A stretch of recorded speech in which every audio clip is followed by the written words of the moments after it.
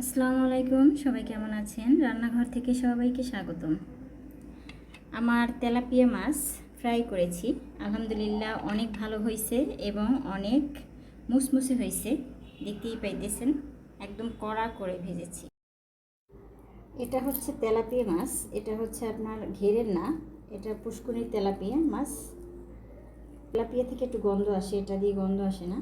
এটা আমি ফ্রাই করব লেবু দিয়ে, আমি 5 মিনিটের জন্য রেখে দিব। লেবুর রসটা দিতেছি,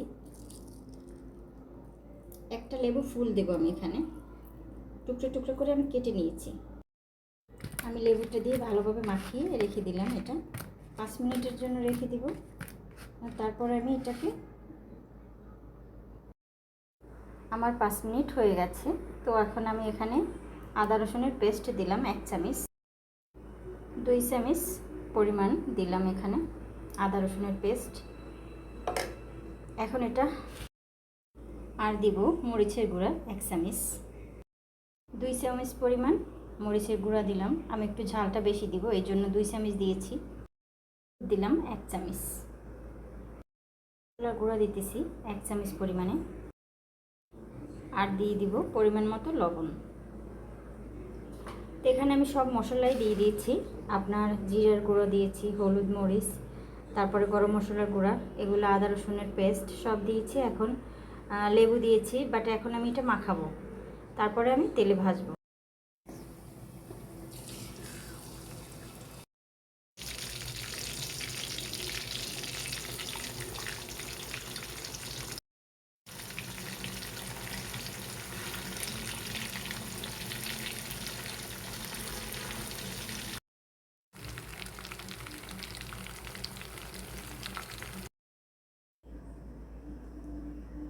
আলহামদুলিল্লাহ আমার মাছ ফ্রাই হয়ে গেছে,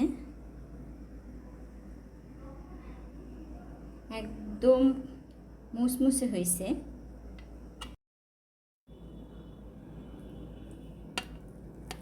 একদম মুসমুসে হয়েছে, দেখতেই পাইতেছেন, এই যে একদম মুসমুসে হয়ে গেছে।